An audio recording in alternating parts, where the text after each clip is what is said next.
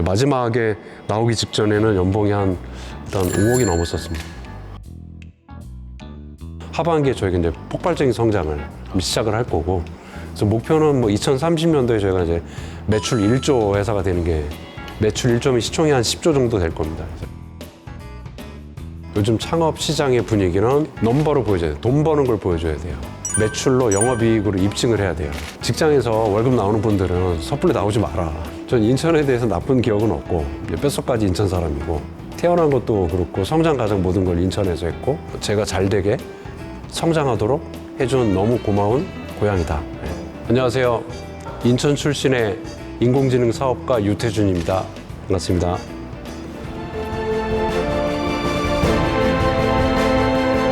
세계적 수준의 공항과 항만을 가진 도시, 접경지면서 제조업으로 성장한 도시, 인구 300만 돌파를 앞둔 도시, 개방성과 애양심을 가진 도시. 아인프롬 인천. 그래서 야, 이거 이제 한 3년 동안은 이제 그런 활동을 했었는데, 야, 이거 내 인생을 이제 어디서 보상받냐, 이거 큰일 났다, 이거. 예, 남들은 다 직장 취직해서 잘 살고 있는데 나는 3년 동안 이제 허송세월을 했으니까 다시 되찾기 위해서 아무리 생각해봐도 이제 고시 공부를 하는 거밖에 답이 없더라고요. 사법고시 아니면 행정고시 아니면 공인회계사, 셋 중에 하나를 봐야 되겠다고 생각을 한 거고, 그래야만 내가 이 3년, 잃어버린 3년을 보상받을 수 있다고 생각을 한 거죠. 예. 게다가 또 집안이 많이 어려웠어요. 저도 벌어놓은 돈도 없고, 또 집안에 아픈 사람도 생기고 이제 그러면서, 아, 이거 빨리 내가 이거 시험 공부를 열심히 해가지고 이제 따라잡아야 되겠다. 이렇게 해서 공인회계사를 선택을 했고, 제일 좀 만만해 보였어요. 그래서 공인회계사 선택을 했고 열심히 공부했고 이제 붙었습니다. 굉장히 절박한 상황이어서 보통 1차 붙으면은 바로 2차를 한번 보고 떨어져도 한 번 더 기회를 줘요. 그래서 1차 시험 붙으면은 2년 동안 시험을 볼 수 있는 기회가 생기는 거예요.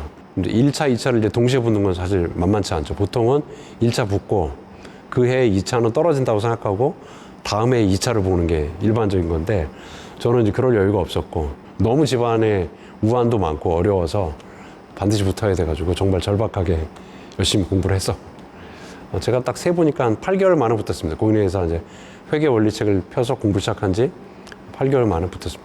그다음에 3.1개 법인에 취직을 했는데, 그것도 그 과정에서 이제 제가 3년을 허송세월을 했으니까 나이가 많아서 원래 안 뽑아 주시려고 하셨다가, 제가 3.1개 법인 면접 보는 날이 결혼식 날이었어요. 면접관 분들이 야, 결혼식 날에 나쁜 소식을 줄 수 없어서 너를 뽑는다 그래가지고, 예, 그래서 예, 뽑히게 됐고 2년 동안은 회계사로 활동을 했고, 그 다음에 이제 그 당시가 이제 3.1개 법인에서 컨설팅 사업을 시작할 때예요.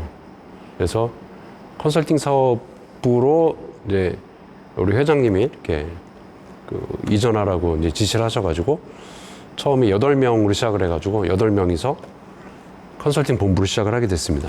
그러니까 그 IT 일 같은 경우에는 실제로 고객사 프로젝트를 하면서 배우거든요. 그 ERP 같은 경우도 독일의 SAP사가 만든 그 시스템이 있어요. SAP, 보통 뭐 SAP 그러는데, 그 시스템을 어디 가서 배우냐면은, 이거는 배울 때가 독일의 그 회사, 그 SAP 회사가 만든 교육 프로그램이 있어요. 이제 거기 가서 배우는 거예요. 그래서 독일 가서 한 5주 동안 그 교육 받아서 그 지식 갖고 이제 컨설팅을 하고 이제 그런 식으로 했었습니다. 그 전까지가 이제 기업 경영이 약간 주먹구구식으로 됐다 그러면은, 그 당시에 이제 기업 경영의 패러다임이나 이런 것들이 바뀌고, 소위 이제 뭐 BPR, 프로세스를 개혁하고 뭐 이런 개념들이 막 생길 때입니다. 뭐 프로세스 이노베이션, 그러니까 PI 뭐 이런 게 생겨나고, 그것들을 IT 시스템으로 이제 구축하던 시기예요. 이제 그 비즈니스가 어마어마하게 커져가던 시기였습니다. 예. 전 세계적으로, 그러니까 대한민국뿐만 아니라 전 세계의 글로벌한 기업들이 전부 다 그 프로세스 이노베이션하고 그 ERP 임플리멘테이션을 하는데 ERP 구축을 하던 시기였고요. 그 비즈니스가 무지막지하게 컸습니다. 그러니까 제가 첫 번째 프로젝트를 했던 이제 삼성전자 같은 경우는, 네, 거기 시스템 한 번 구축하는데 한 2, 3년 걸리거든요. 그러면 그 얼마를 쓰냐면 거기 1조 원을 씁니다. 여러 서버 같은 하드웨어뿐만 아니라 이런 컨설팅이 다 들어가고 굉장히 큰 비즈니스고 그런 걸 하게 된 거죠. 그래서 뭐 삼성전자, 그 다음에 CJ제일제당, 그 다음 CJ제일제당 거의 2년 정도 프로젝트를 해가지고 지금 현재 길거리 다니는 그 물류차들 이런 것들이 운영되는 시스템이 그 당시 2000년도에 만들었습니다. 그 다음에 주식회사 대우, 그 다음에 이제 금융권 같은 게 삼성화재, 삼성생명, 그 다음에 LIG 손해보험, 삼성카드 뭐 이런 데의 시스템들이 다 이제 ERP로 구축이 되는 시기였습니다.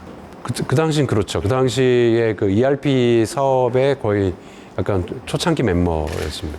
그러니까 그 당시에 그 회사의 회계 감사 파트너들이 1년에 한 20억에서 30억 정도를 벌어다 주거든요. 근데 제가 연간 한 60억 정도 됐던 것 같아요. 그래가지고 굉장히 많이 벌어다 줬고, 그래서 연봉도 꽤 많이, 마지막에 나오기 직전에는 연봉이 일단 5억이 넘었었습니다. 근데 그 당시에 나와가지고, 그때 그 ERP 다음 단계가, 그러니까 프로세스 이노베이션 다음 단계가 데이터거든요. 빅데이터라든지 그런 사업을 하다가, 그래서 만든 회사가 요 마음 AI, 빅데이터 분석하는 회사로 시작을 한 거였어요. 그래서 빅데이터와 AI 시대가 그 다음 온 거죠. 그러니까 프로세스 시대가 있었고, 데이터의 시대가 있었고, 지금 이제 AI 시대. 그래서 AI 시대가 이제 올 거라고 해서 이제 미리 좀 준비했고, 그러니까 인공지능 기술은 뭐 다른 게 아니고, 인간의 신경계를 AI로 만드는 거예요. 일단은 지금 인공지능 회사들이 하고 있는 거는 시각, 청각, 언어가 이제 좌측 전전두엽에 있거든요. 그다음에 우측 전전두엽에 있는 인지, 사고, 판단, 예측 뭐 이런 부분. 그다음에 이제 운동신경이 우리가 이제 움직이잖아요. 그러니까 우리 움직이는 거를 다른 말로 표현하면 자율주행이잖아요. 그다음에 이 손가락을 이렇게 잡아가지고 물을 따르고 하는 걸 이제 매니플레이션이라고 합니다. 그러니까 이런 것들을 하는 회사가 이제 AI 회사거든요. 시각, 청각, 랭귀지, 그다음에 인지 판단, 예측, 그다음에 자율주행, 매니플레이션을 종합적으로 다 하는 회사는 대한민국에 저희밖에 없을 겁니다. 저희 매출이 작년에 한 100억 정도, 105억 정도 이렇게 했는데 매출이 좀 더 커야죠. 이제 그걸 하기 위해 가지고는 원천 기술이 완벽하게 준비가 돼 있어야 돼요. 그래서 올 상반기까지는 저희 원천 기술을 이제 최고 수준으로 끌어올리는데 굉장히 노력을 많이 했고, 이제 준비가 다 이제 끝났습니다. 준비가 끝나서 그걸 바탕으로 해서 하반기에 저희가 이제 폭발적인 성장을 시작을 할 거고, 그래서 목표는 뭐 2030년도에 저희가 이제 매출 1조 회사가 되는 게, 매출 1조면 시총이 한 10조 정도 될 겁니다. 그래서 그걸 하는 게 저희 이제 목표인 거고, 이제 아마 조만간에 그 가시적인 성과들이 이제 나올 거라고 좀 보고 있고요. 저희가 이제 자율주행 부분에서 아주 독보적인 기술을 갖고 있고, 이쪽 청각 영역, 그 다음에 이걸 보이스 테크놀로지 하는 그쪽도 저희가 독보적인 기술을 갖고 있고, 여러 분야에서 저희가 첨단 기술을 갖고 있어서 이걸 가지고 제품을 만들어서 공급을 하고 있습니다. 저는 인천에서 태어났고, 인천 용동에서 태어나서 어린 시절 신흥동 골목길에서 자랐고, 초중고를 다 인천에서 다녔고, 신흥초등학교, 대원중학교, 선인고등학교. 선인고등학교에서 좋은 교장 선생님 만나서 뭐 다행히 대학교도 잘 가게 됐고, 뭐 서울대 다닐 때도 통학을 했어요. 계속 인천에 통학을 했어요. 네. 아주 잠깐 자취했었고 통학을 했었고, 그다음에 3.1의 개법인이 신용산역 앞쪽에, 용산역 앞쪽에 있는데 거기도 한동안은 제가 출퇴근을 했습니다. 인천에서. 그래서 완전 인천 사람이죠. 이제 인천 사람이고, 인천에 대해서 나쁜 기억은 없어요. 어릴 적에 열심히 교회 형들하고 농구했던 거, 그 다음에 제가 저희 집안이 이제 기독교 집안이어가지고 우리 할아버지 장로님, 우리 아버지 장로님, 그런데 일단 아주 어려서부터 그 엄마 뱃속서부터 인천 중앙감리교회라는 데 교회를 다녀서, 그래서 뭐 뼛속까지 인천 사람이죠. 그 신도심이 있고, 신도심이 이제 송도라든지 그다음 청라 뭐 이런 쪽은, 신도심 쪽은 많이 발전하는데 구도심이 많이 쇠락한 것 같아서 이제 발전에 모멘텀 같은 게 없어서 되게 이제 안타까운 것 같고, 그래서 신흥동이 대표적인 구도심이잖아요. 그래서 동인천역하고 제물포역 사이에 이렇게 있는 데인데, 더더욱 좀 안타까운 거는 그 빈집이 많이 생기고 있어요. 저희 옆집도 이제 빈집이어가지고 목재로 지은 집이어서 저게 언제 무너질지 모르겠다 뭐 이런 위험한 부분도 있고 그래서 이게 참 공동화가 돼가고 있구나 구도심이 뭐 이런 부분이 되게 안타깝게 생각하고 그래서 사실은 이제 뭐 어느 당이라고는 얘기 못하지만 이제 이번 저 총선에 이제 출마하려고 했던 그런 후보분들이라든지 인천 분들하고 같이 해가지고 인천을 그 인공지능하고 로봇의 그 최첨단 산업의 어떤 메카로 만드는 그런 작업을 같이 해보자라고 해서 저도 기꺼이 같이 뭐 참여하려고 했었고 뭐 그랬던 적이 있습니다. 그래서 단순한 이제 부동산 개발 뭐 이렇게 해서는 안 될 것 같고 워낙에 이제 인천이 그 제조업이 좀 강하잖아요. 원래 부평공단하고 주한공단 이렇게 그다음 남동공단도 있고 그래가지고 이 기존의 제조업들을 첨단 제조업으로 좀 바꿔야 돼요. 그 로봇, 자율주행차 뭐 이런 쪽으로. 그래서 그런 계기가 있으면 이제 저희 같은 회사가 좀 적극적으로 나서가지고 같이 그런 사업을 할 수 있을 것 같습니다.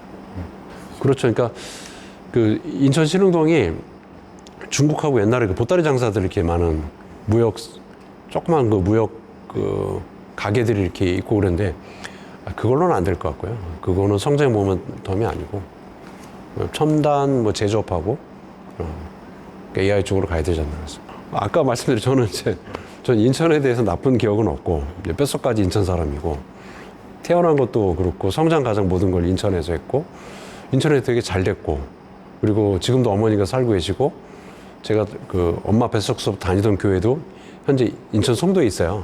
그래서 그냥 인천은 제 고향이고 저를 키워준 곳이고 제가 잘 되게 성장하도록 해준 너무 고마운 고향이다.